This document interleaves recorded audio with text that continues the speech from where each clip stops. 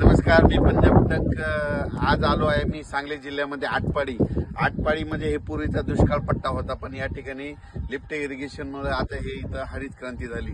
आणि मी खास करून आलो आहे मोठे शेतकरी ते तानाजी पाटील इथं, आणि तानाजी पाटील यांच्या शेतामध्ये या ठिकाणी आंबा 5,000 आहे आणि पुष्पामधलं ते चंदन देखील इथं किती हजार आहे? 1,000 चंदन आणि नारळ देखील आहे. ही 150 एकर जमीन आहे. या ठिकाणाहून माझ्या महाराष्ट्रातल्या शेतकऱ्याला अंदाज देणार आहे. राज्यातल्या सर्वप्रथम शेतकऱ्याला सांगू इच्छितो, आज आहे 18 जून 2025. म्हणजे या राज्यामधलं हे आता जे वारं सुटलंय हे कंप्लीट 24 तारखेपर्यंत असं वारं राहणार आहे, म्हणून हा अंदाज लक्षात येतात. 25 तारखेला हे वारं बंद होणार आहे. पण राज्यात मात्र आज 18, 19 आणि 20च्या दरम्यान राज्यामध्ये सांगायचं झालं तर जळगाव जिल्हा, लातूर, जळगाव जिल्हा, नाशिक जिल्हा, त्याच्यानंतर संभाजीनगर, त्याच्यानंतर बुलढाणा, अकोला, अमरावती, वर्धा, नागपूर, भंडारा, त्याच्यानंतर परभणी, जालना, बीड या भागामध्ये सरी ह्या 2 दिवस मध्ये राहणार आहे, 2-3 दिवस राहणार आहे.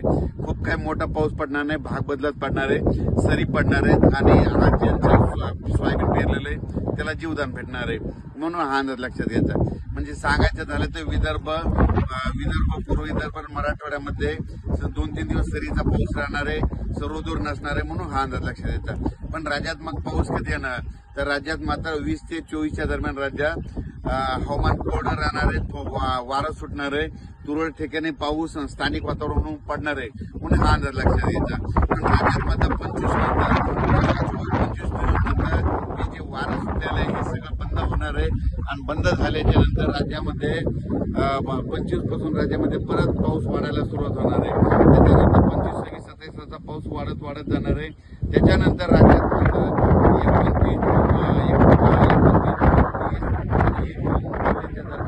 परत राज्यामध्ये पूर्व विदर्भ, पश्चिम विदर्भ, मराठवाड्या या भागामध्ये चांगला पाऊस येणार आहे. आणि जे राहिले सायलेंच्या पेरण्या त्याच्यात होती, आणि त्याच्यानंतर जर काही शेतकरी राहिले तर त्याच्यानंतर 10 जुलै ते 15 जुलैमध्ये पाऊस येणार आहे. त्याच्यामध्ये सगळ्यांच्या शेतकऱ्याची पेरणी होती. ज्यांच्या शेतात ओला असेल तर स्वतः निर्णय घ्या, पेरणीची काही करू नका, कोरडा असेल तर करू नका, म्हणून हे लक्षात येतं. ओला असला तर तुम्ही तुमचा निर्णय घेऊ शकता.